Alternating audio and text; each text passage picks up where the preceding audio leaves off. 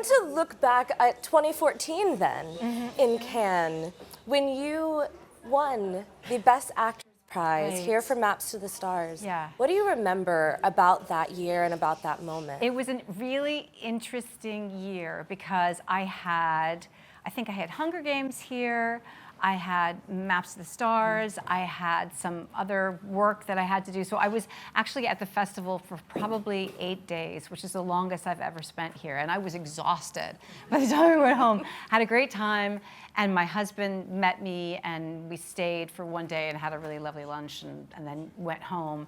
And winning was the furthest thing from my mind. I mean, honestly, it was just not something I ever thought would happen to me. And we went back all the way to Long Island, at the very, very end of Long Island, and I got a phone call saying, you have to come back. And I'm like, I'm not gonna be able to make it back. You have no idea how far away I am.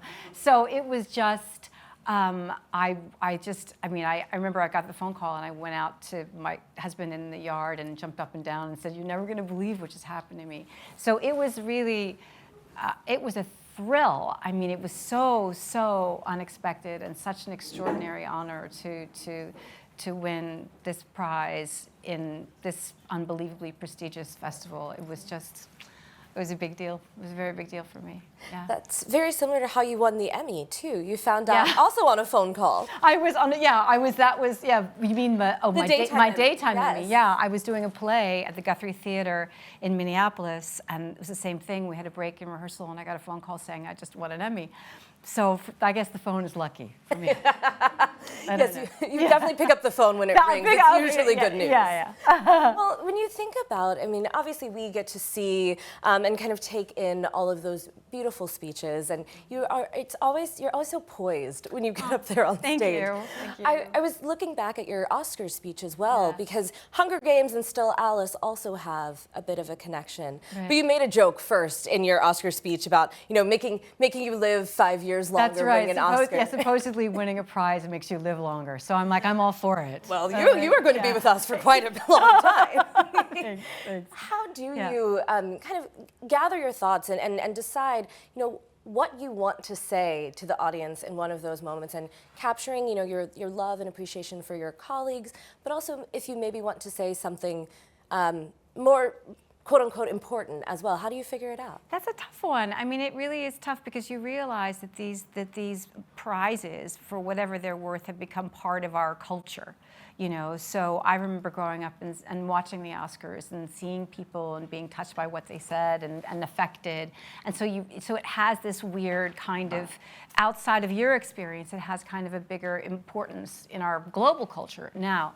But you want to be personal too, and you want to be authentic, because I think that the one thing that I have realized, the older that I've gotten to, is that how we do respond to authenticity, what we're looking for on screen, what we're looking for in life, what we're looking for in fashion, all of those things. We're looking for what's human and what feels like us.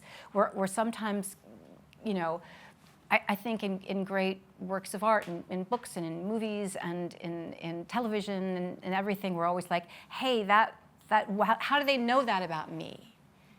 So we're connecting that way. So I think even in a moment like that, you're basically trying to say, like, I've had this experience, I'm a human being, and I'm enjoying it, and I want you to too. So.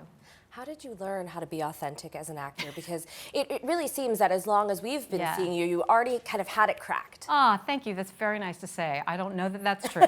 I don't know. I think one thing that was interesting for me going to acting school, studying acting and thinking that I was going to be doing mostly stage work in my career, is that you learn a lot about technique and just sort of general training. But one thing that you don't learn, or you didn't learn when I was in school years ago, is kind of what behavior is like on screen. And you think that is something that's just inherent to a performer. And sometimes it is. I think sometimes I watch young actors emerge and they just seemed fully formed. Somebody like Jennifer Lawrence, who started so young and was so real on screen. She just seemed to have that ability. I think for me that was one of the hardest things to learn, which is how do you How do you let something happen to you on camera? And because I think that's what it's about. I think the experience of film acting is about living on camera. Yeah. Do you remember, or we don't want you to give all of the tricks in your toolbox away, but how do you tap into it when you're workshopping a character, when you're prepping a character? I know that period of time is very important for you. It depends on what you're doing. You know, I mean, there are roles that require a tremendous amount of research, and there are roles that are taken that you take kind of really from the script. I mean, for me, the script is always your document. I mean, that's where you start. And you can't, when people say, oh, they created that character, it's like, you don't. We really don't. We really, it's on the page. And I think that when I've had a very strong connection to something emotionally, when I've read it, that's when I feel like I've been most successful as an actor, because it makes it easy for me. Yeah. Well, I think about a role like Still Alice, for example. You that kind of came while you were also in the midst of all of these Hunger Games films. Right. That was weird, yeah. What was that experience like for you to be shifting out of President Coin and into this? Into that? Well, they were actually remarkable on Hunger Games. Because it was a year of making those two films, and Still Alice was a tiny, tiny little movie, and they needed a month. And so basically, Hunger Games gave me the month of February off, which was nuts. So we shot that in 23 days in February in New York City, and kind of around the Hunger Games schedule. And if they hadn't been generous that way and allowed that to happen, that movie would have never been made. So I think that, I mean, just in terms of the work, I think that we all, as actors and as people who work in film, have to know there's something interesting about the containment of making something. You sort of enter into this world and you exit it, but it's your responsibility to do that. That's kind of part of the work, to know that this is this world, this is this time period, and I need to get it done now.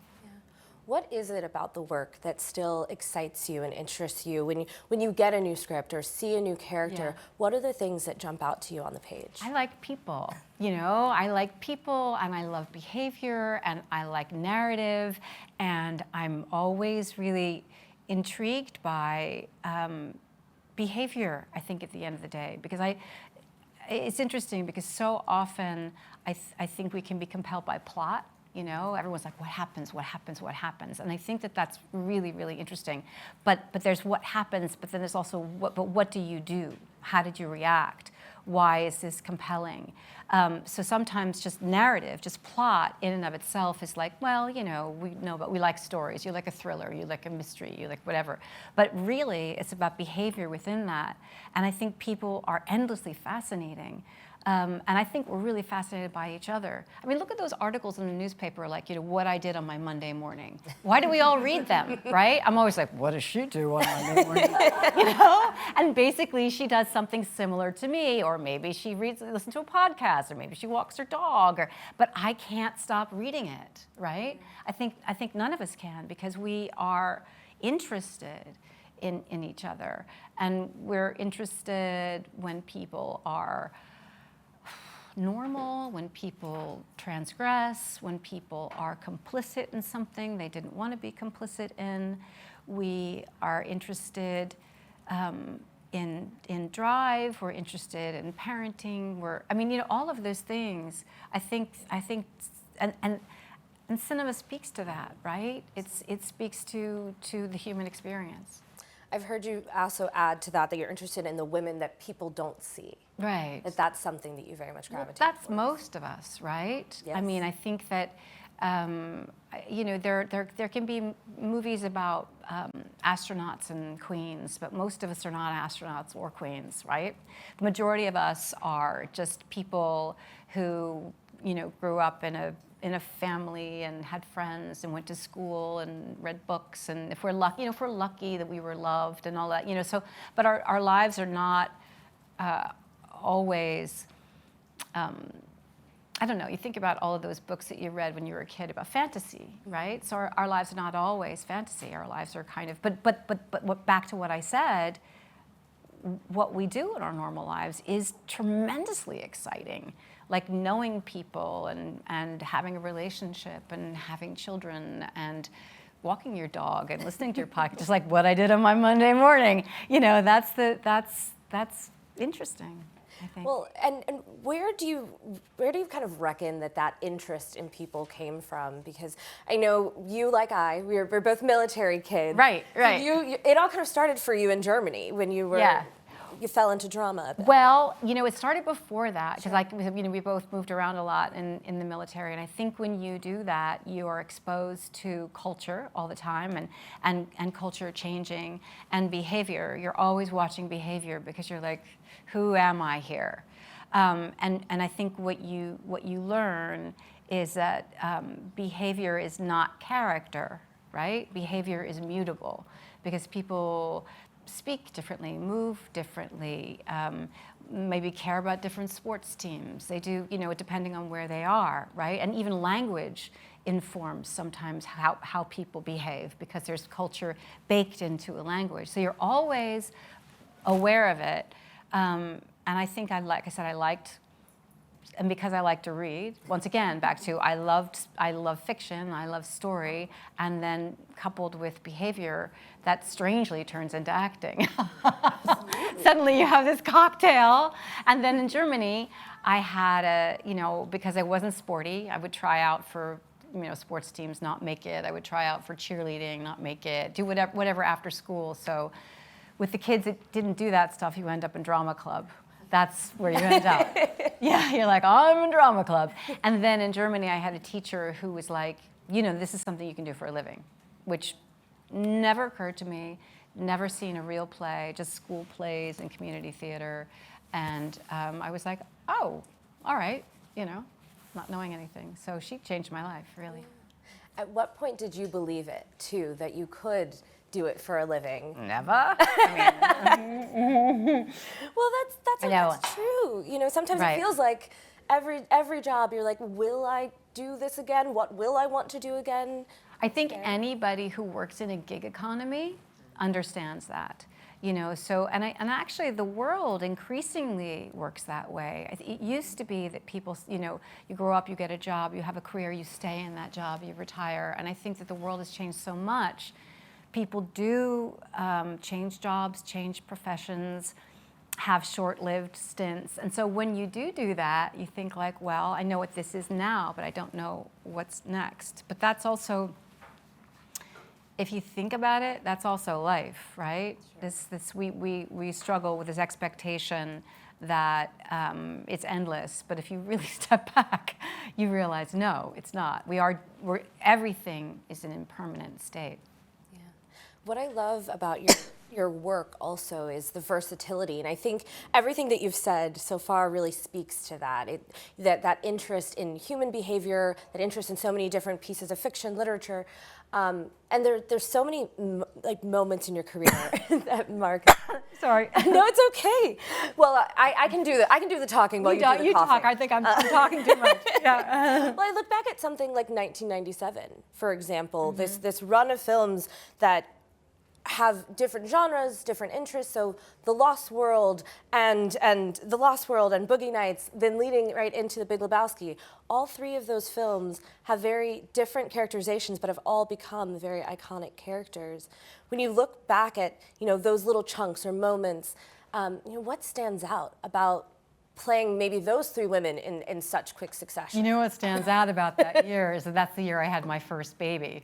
So that's what stands out. That's what's weird is that, like, people say 1997. I'm like, oh, that's when Cal was born. Mm-hmm. So I remember that. I think that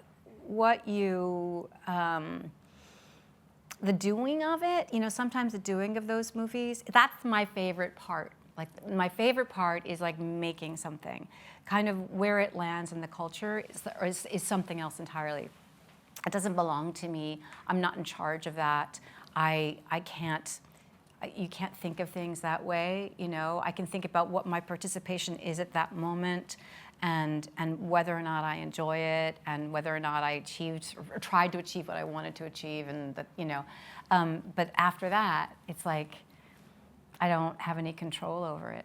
Sure. So I think that's the other thing, interestingly enough, when you think about it, like what keeps moving you forward, and I realize it's the feeling of doing it not having done it. So people will say like, oh, well, you did X, Y, and Z. And I'm like, yeah, but what am I doing tomorrow? You know, I'm like, what am I doing next? What am I doing? What am I working on? What's going to be fun for me? Who are the people that I'm going to see? So I think that kind of keeps you moving forward. But like a year like that, that was just, who knows? Once again, we never know. Yeah. I love that you say that you really have no control over where it goes, because right now, where The Hours has gone, it's actually in the top 10 on Netflix. Is it? Yes, well, it is. See, that's interesting. Wow. And I was pregnant on that one too, actually. That was, yeah. Your kids have carried you to great That's heights. right. Yeah. That is also a movie that has stayed with people. What do you think it is about the roles or the characters that have kind of captured that thing that is maybe indelible, that makes people want to rewatch and rewatch these movies? Well, once again, I think it's about what people see in those characters. It's how they see themselves, you know. And in that particular film, there are kind of three like really indelible characters, really wonderful female characters, all of whom are struggling with one thing or another, and with being alive, even, you know, which is quite moving and really tough to watch when you realize how much these women are struggling. But then people see themselves in that, and they feel seen. So I think when something lasts like that, when it has cultural, you know, resonance, it's because people continue to personally resonate with it, right? Is there anyone that you've personally resonated with more than the others? Of there's the a lot of characters? people that you've played, but Of the characters? Yeah. Oh God, oh man. I don't know.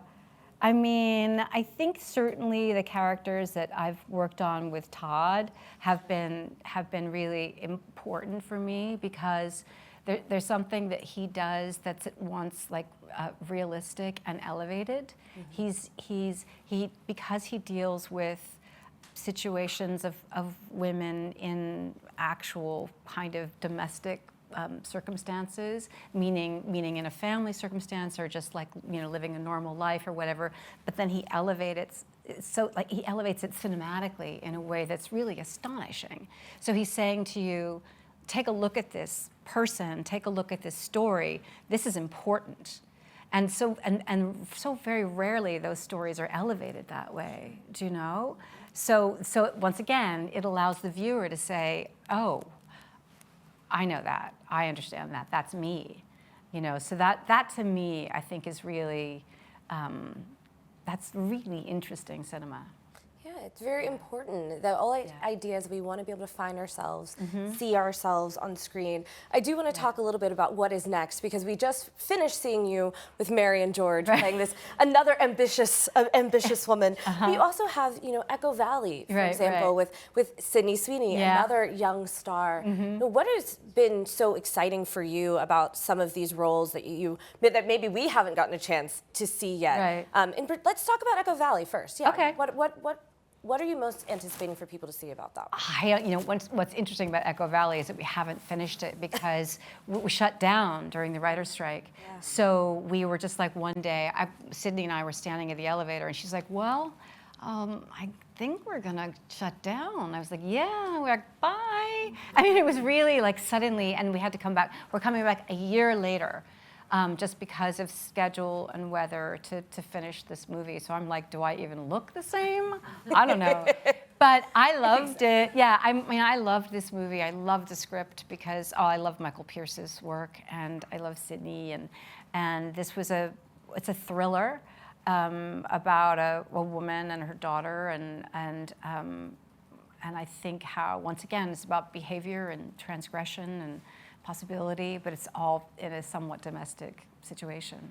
It was really fun to do. I'm excited to finish it.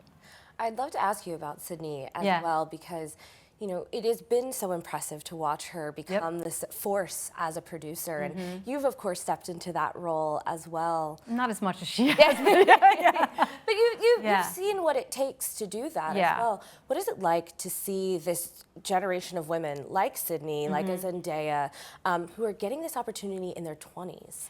It's great. Honestly, it's wonderful. I think that, you know, culture changes, and I think, you know, Meryl was, I remember she was here getting the award, and people were asking her about producing, and she goes, I produced 4 children, and I, you know, but it's true. I think that expectations have changed. You know, what's possible for women to achieve, what is, what they have seen, what they feel that they are allowed to do has changed. So here are these young women who are saying, you know, I see this opportunity and I'm going to take it. And I don't know, certainly when I was Sydney's age, that's not something that I ever considered, that was, you know, but I think that it's different, and it's wonderful to see people emerge, really great talents emerge, and watch them kind of steer their career the way they want to go by telling the stories that they want to tell.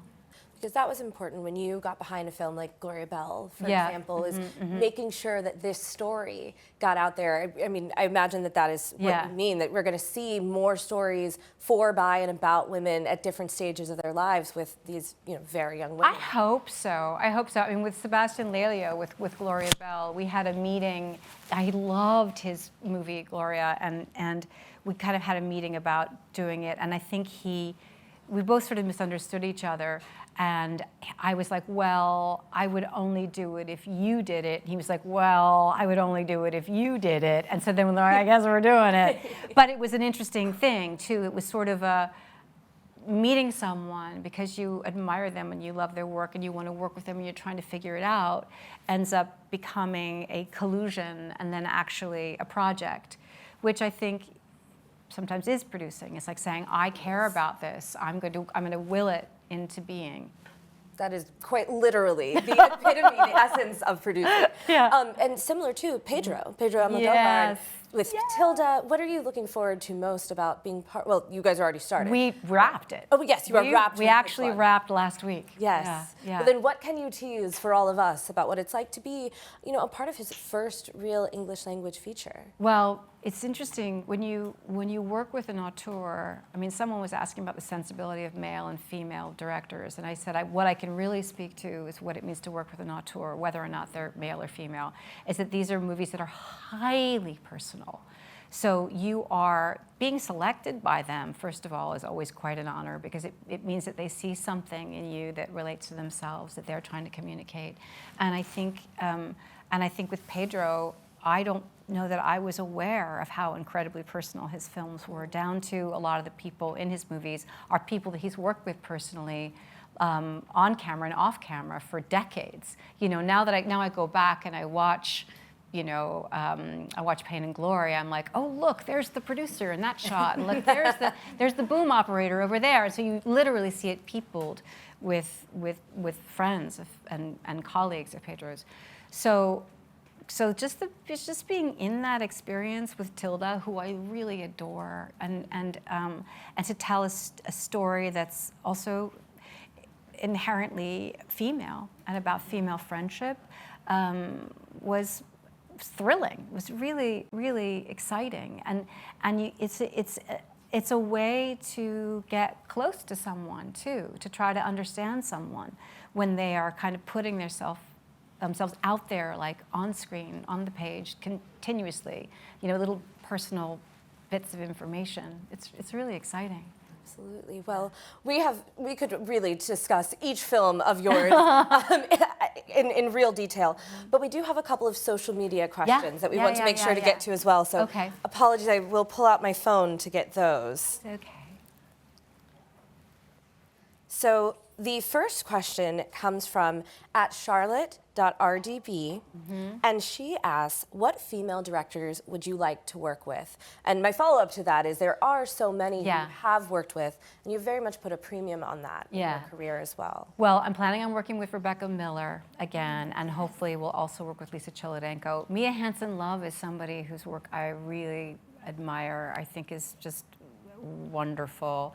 Jane Campion, I'd love to work with. Lynn Ramsey and I have something that we're working on now. Channing Godfrey Peoples, do you know her? I do. So I saw her movie Miss Juneteenth, Yes. and I actually looked her up. I didn't know that she was female. A name like Channing, who knows, right? But she's somebody who I think is really wonderfully talented. So, yeah, there we go. Wow. Chloe Zhao, yeah. Well, please give us the scoop at Variety. Okay. But the next question comes from Poppy Jane, and that it's also related. It says, how do you perceive the evolution of women's representation in cinema over the course of your career? And I think that applies both in front of and behind the scenes. I do think things are changing. I think they've changed dramatically since I started out. Certainly in terms of longevity in a career. I mean, Meryl said this too the other day, this idea that when she was 40, she thought it was all going to be over.